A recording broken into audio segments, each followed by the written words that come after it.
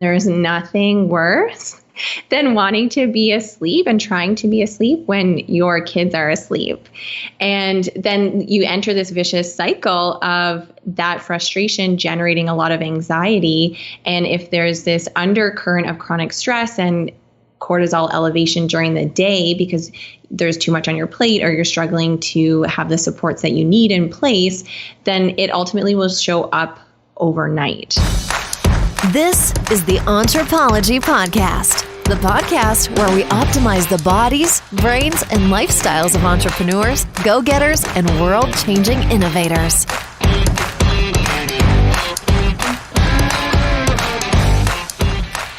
Welcome to the Entrepology Podcast. I'm your host, Dr. Megan Walker. As a naturopathic doctor and anthropologist, I optimize the health and performance of badass women working to change the world as entrepreneurs and go-getters. You know, people exactly like you. Your business, body balance, and inner badass, these are the themes we are exploring. So with any luck, if we do our job today, you will fall asleep. Today, I am joined by my colleague and very dear friend, Dr. Leigha Saunders. Dr. Leigha is a naturopathic doctor with a particular focus in her practice around women's hormonal health and how it influences our sleep. Dr. Leigha is going to get into the specifics of how balancing our hormones, balancing our lifestyle will have a direct impact on our ability to fall asleep. And frankly, some of the things that we are doing right now to disrupt the hormones that are most impactful in allowing us to rest. It is truly my pleasure to introduce you to Dr. Leigha Saunders.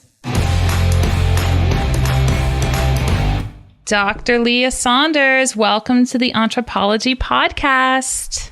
Thank you so much for having me, Megan. I'm really excited to be here. Well, we have a lot to unpack, and I'm hoping that this is not a snooze for our audience, but in some ways we're kind of intending it to be. Leigha, you are a total authority when it comes to putting women to sleep, not because of the quality of your podcast interviews, but because of your skills as a naturopathic doctor. Can you share with us a little bit more about your background and your story and why you are so passionate about putting women to sleep? Absolutely.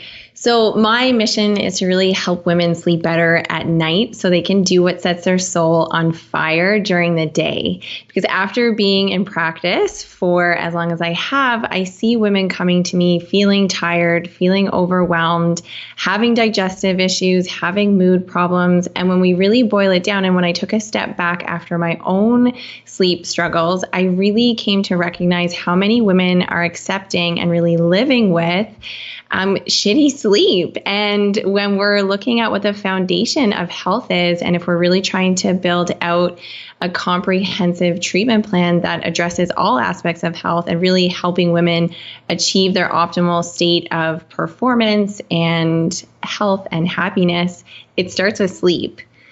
So I really struggled with sleep after my son was born. It's a common story. And when I reached kind of my point of borderline burnout, I expressed how I was feeling to a colleague. And I said, I'm really just struggling with trying to run my business and my practice and my clinic and adjust to being a new mom and being a wife and trying to take care of myself, but really feeling like that wasn't working in any capacity. And I said, I can't remember the last time I slept for more than an hour and a half. It's just not normal. And her response to me was, well, other women do it. And I know that was well-intentioned to help me say yes, okay, it's true. Other women do it. We can figure this out. But it made me step back and really appreciate how many women just think that they have to cut their sleep as the ultimate form of self-sacrifice. Yeah, and it's such a good point. And I want to talk about the relationship between hormones and sleep. And which comes first? Because I think we do this. We're like, oh, this must be a behavior thing. This must just be part of the martyrdom of motherhood. But there's a whole physiological cascade that's informing what is going on. So can we talk about this interconnectedness between hormones and sleep so we can start to set the stage? Yeah, absolutely. So it is definitely interconnected. And I want to make it clear that it's absolutely normal for you to be a light sleeper or wake up when your baby is crying. That's an appropriate reaction. May it generate a little bit of cortisol in you to get you up in the middle of the night when you would otherwise be in a deep sleep? Absolutely. And so that's an appropriate physiological response, but you should also be able to fall asleep relatively quickly when your baby goes back to sleep. And my experience and what I noticed in so many other women was that that wasn't happening. So once my son started sleeping through the night, or even if he went down to 1 or 2 wake-ups, when I would wake up, I would have trouble getting back to sleep. And there's nothing worse than wanting to be asleep and trying to be asleep when your kids are asleep. And then you enter this vicious cycle of that frustration generating a lot of anxiety. And if there's this undercurrent of chronic stress and cortisol elevation during the day because there's too much on your plate or you're struggling to have the supports that you need in place, then it ultimately will show up overnight.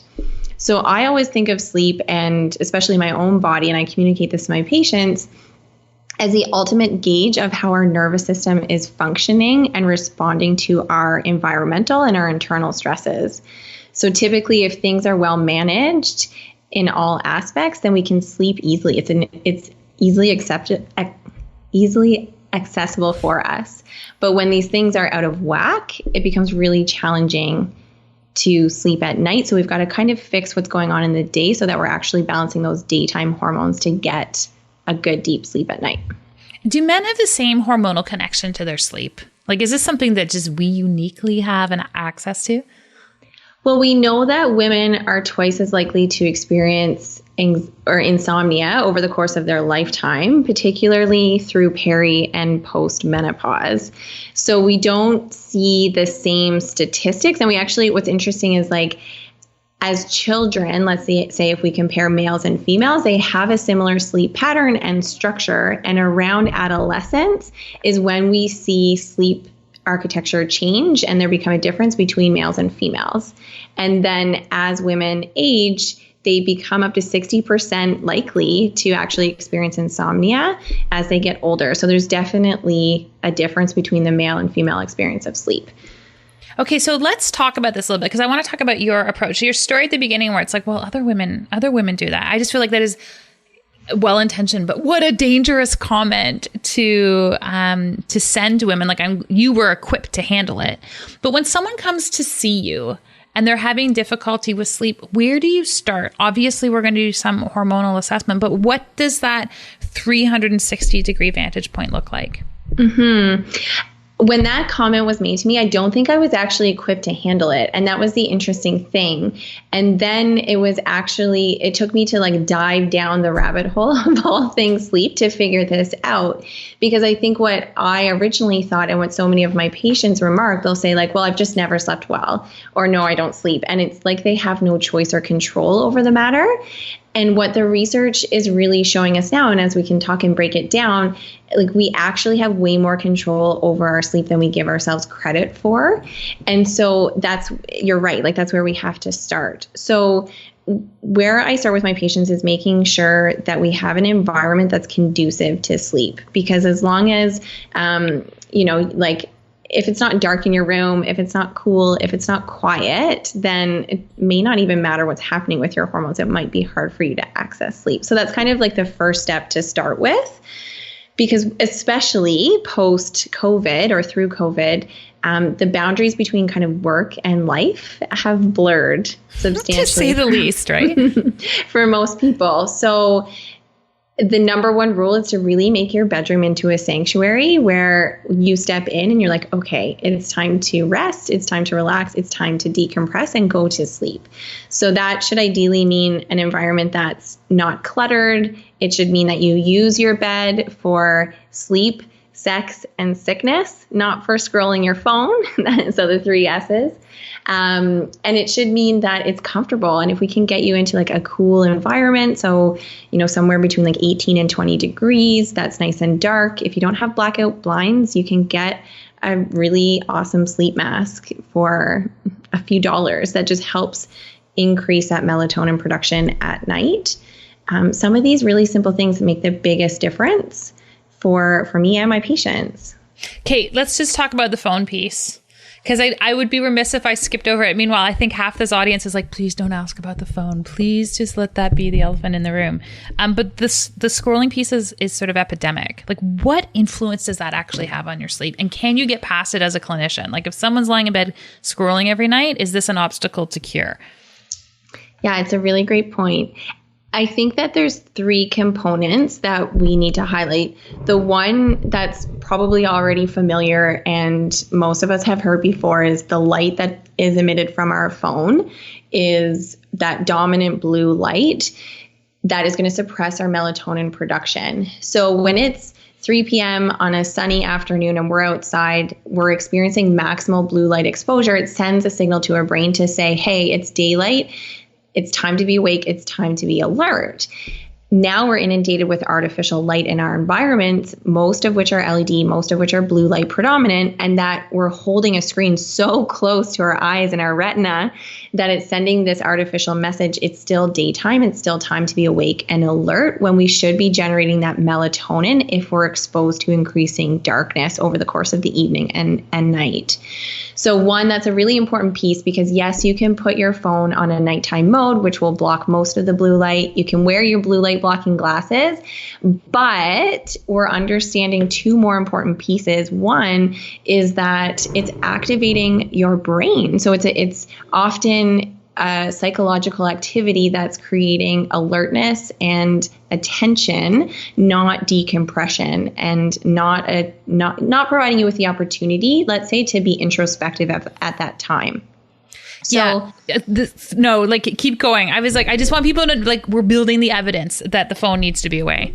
Yeah. So it might not be the blue light, we can't separate them out, but there's some interesting research saying that blue light aside, there seems to be some brain activation from the activity of scrolling that is interfering with your ability to access deep sleep as efficiently as you would if you were technology free. And the third piece that I think we don't talk about at all is the reason we're using our phones in the bedrooms at that time to begin with. And often it's an emotional need that we're not addressing. It's a desire and a need to seek connection and maybe community, especially now in social isolation. And we're attempting to access that through our phone, which great, social media can help us connect and build communities, but maybe it's also a sign to think of it and consider that we're looking for that deeper connection in our lives. And that's how we're attempting to fill it. Yeah, it was funny. So occasionally in our place, if my husband's restless, I'll go sleep somewhere else. And the place where I go somewhere else to sleep is down in my podcast studio where I am right now. I have this awesome pull-out couch, and I like sleeping here because it's a soundproof room and there's no windows. So it's a sleep bunker. But I got down here and I mindlessly pulled out my phone and I started to scroll, and then I stopped scrolling and I went over to Twitter, and I stopped and I was like, what am I doing? And I realized what I was very subconsciously doing on my phone was I was actually looking for a hit of dopamine before I went to bed. I was looking for a breaking news notification. I was looking for Twitter gossip. It was so interesting. I was like, I know exactly what my brain is seeking on that neurochemical level. And I had the awareness to stop and interrupt that. But it is actually really powerful when we start to understand why it is that we are reaching for these tools. And it triggered me when you said, it can be about connection. I think with any of these subconscious habits that we engage in, there's this tremendous opportunity for us to understand what's behind them, because then we can bring that mindfulness to it. There's so many other ways I can access dopamine throughout the course of the day. There's so many other things we can do about making going to bed something that we look forward to. Our phones are really, really clouding our capacity to achieve these feelings and these neurological moments through things other than technology. That wasn't a question. It was just more of an observation that I had. And you reminded me of that from a few weeks ago. None of us are really perfect, right? Exactly. And sometimes, it's just taking a step back and understanding, looking at your issue. So are you having trouble falling asleep? Right? So then, okay, let's say, what are you doing for the hour or two before bed? And the most common response I have is, well, I'm watching Netflix and scrolling on my phone. So that can be the obstacle in and of itself, because as long as you're doing that and having trouble falling asleep, then we can't say it's the reason that like it's not a problem, right? So we need to modify that behavior and then assess how you respond to it before we say it's not an issue. Yeah, the whole binge watching TV in the evening, like there's so many elements about how we relax now.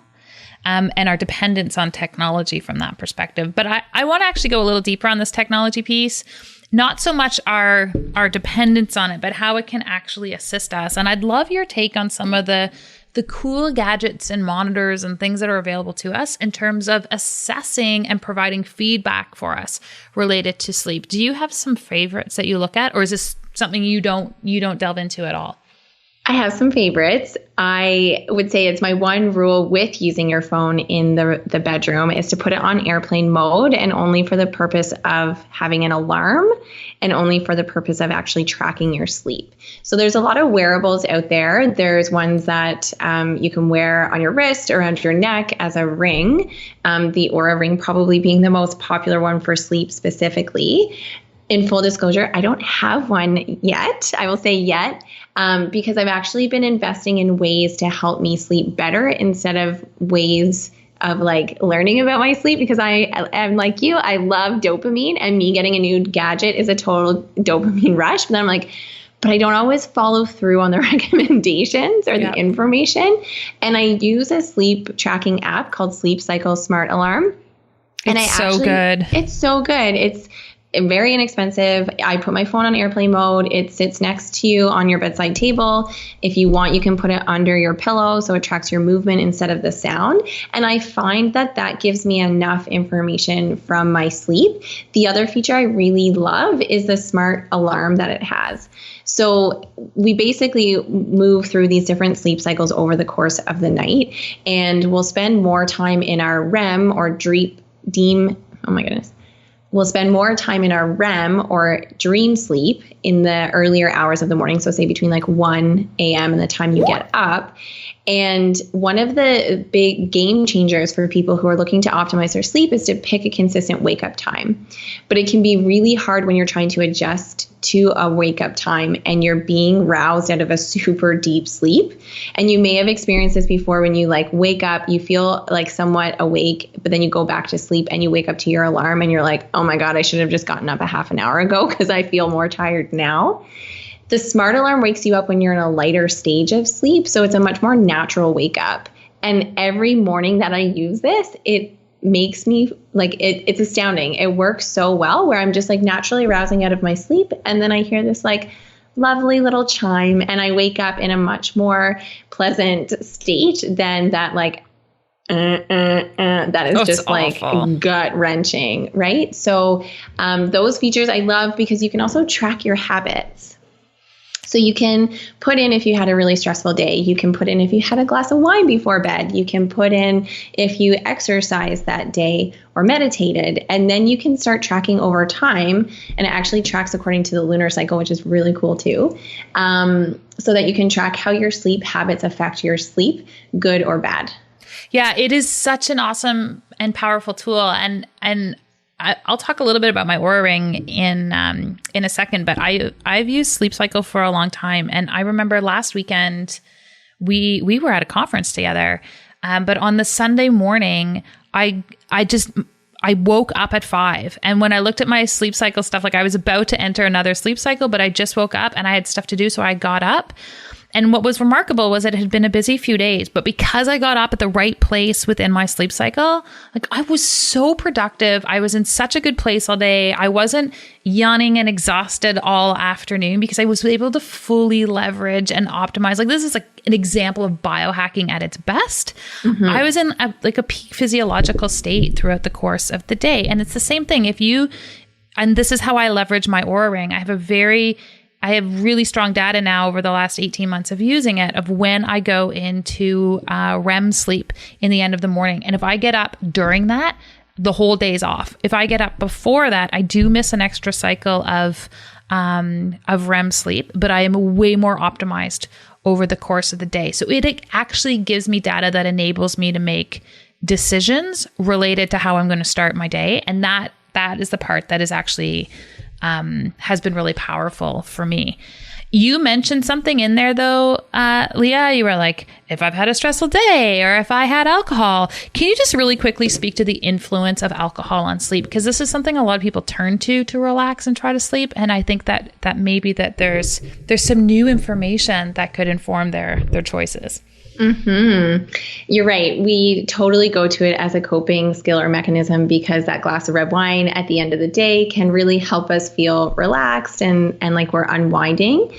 Part of the issue with alcohol at night and too close to bedtime is that it does a couple of different things. So it actually increases our core body temperature. And like I talked at the beginning, we need our body temperature to drop and stay low throughout the course of the night to initiate and maintain deep sleep. This is why you do your crazy ice baths. I haven't gone that far. Oh, it's so good.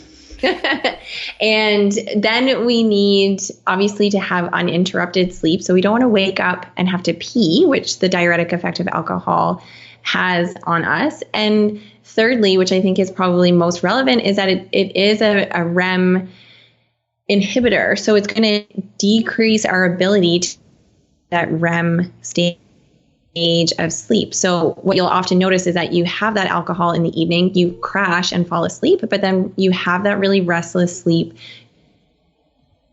Those hours, again, from 1 a.m. onwards, you may or may not actually notice this, but if we study people in the lab and hook them up to a polysomnography after intaking alcohol, they will wake up and not be able to access that REM stage of sleep. So it's a much less non-restorative sleep.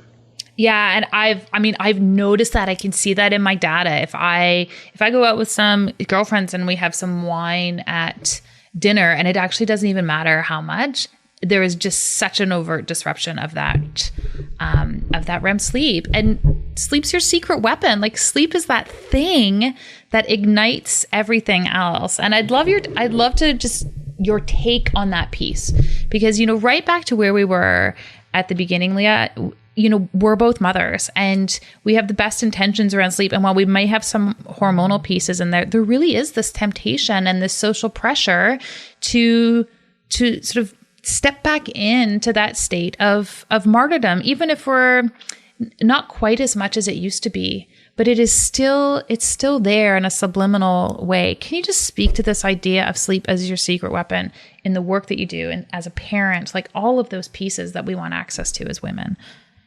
We're led to believe that if we sacrifice our sleep and shortcut it, we can be more productive during the day because we're spending more time and doing more things.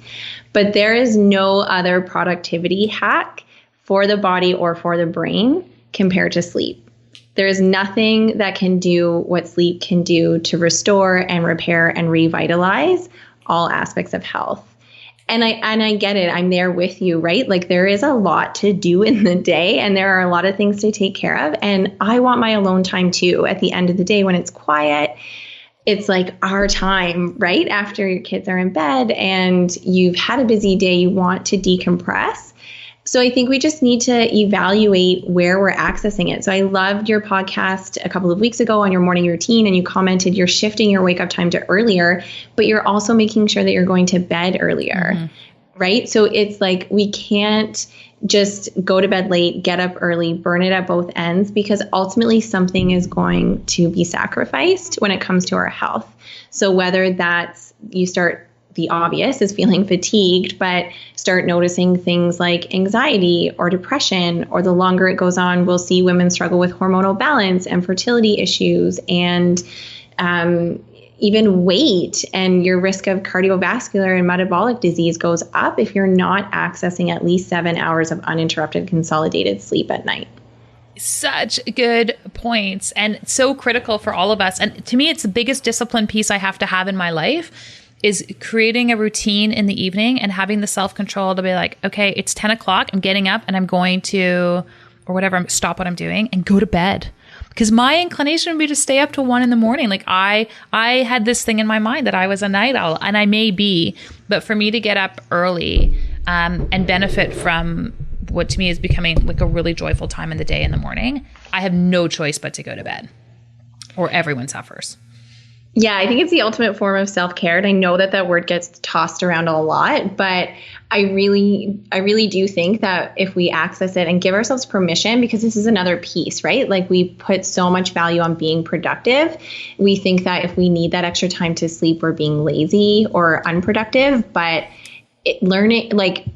sleep is what consolidates your memory. It's what helps you learn more effectively. It's what helps you emotionally regulate, and everything we do when it comes to using our brain and body is affected by and optimized by sleep.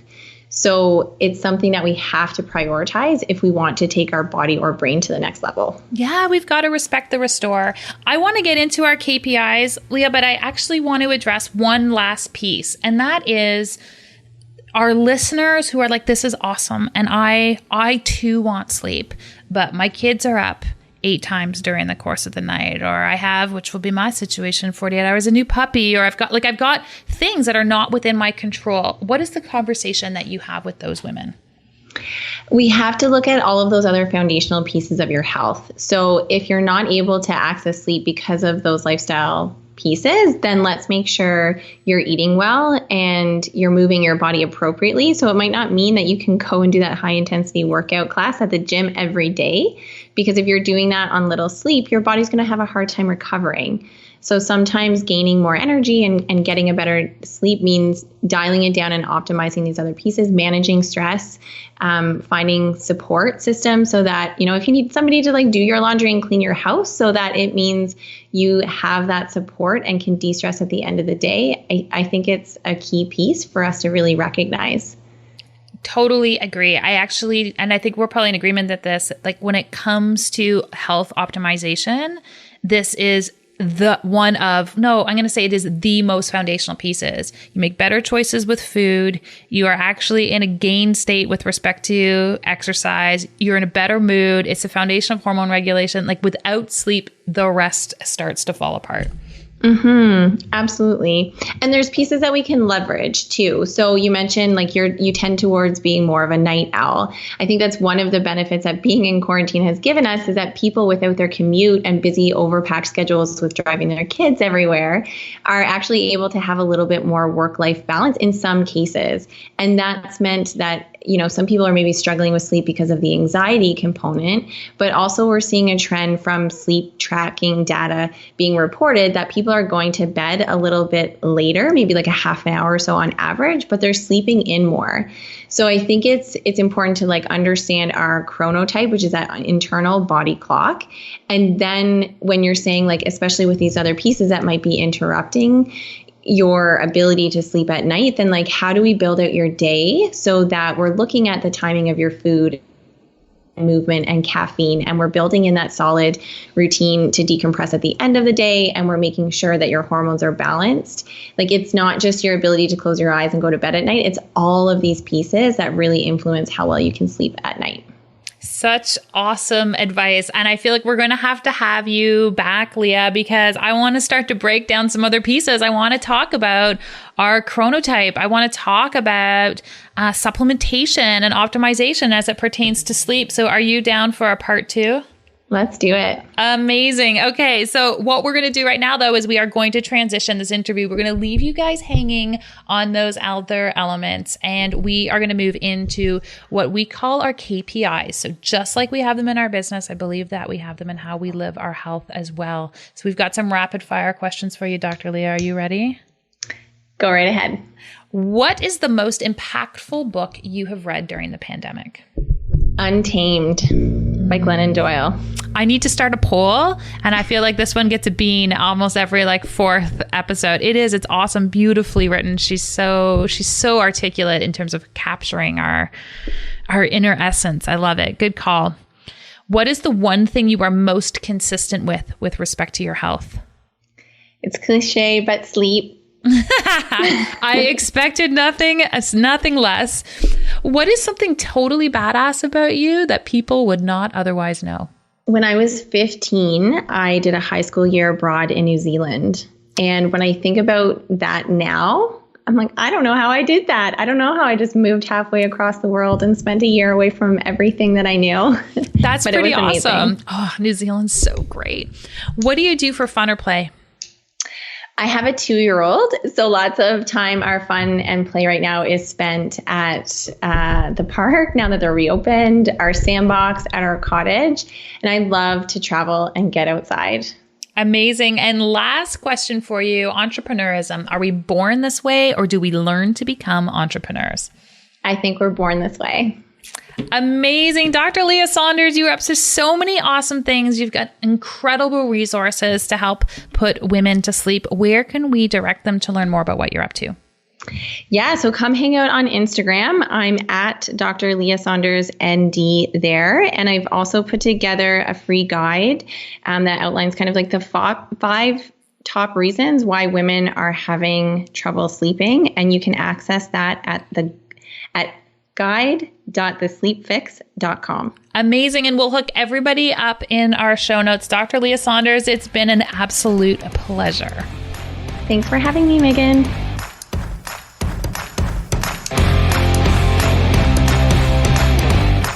If you're still with us and haven't fallen asleep, I would love the chance to carry on this conversation over in our Entrepology Collective Facebook group, where you're going to find other incredible women equally committed to the mindset, health, and tactics required to live a life and business filled with mission. If today's episode is something that you enjoyed and you know someone else suffering with sleep, I would love for you to give this episode a share. Send them the link, tell them to come hang out with us over at the Entrepology Podcast. I promise it will change their life too. We've got some exciting episodes coming up over the next few weeks. We're discussing mindset, we're discussing business, and we're getting right back into the cutting edge subjects related to your health. I'm Dr. Megan Walker. I will see you next week, next Tuesday, as we drop our latest episode of the Entrepology Podcast.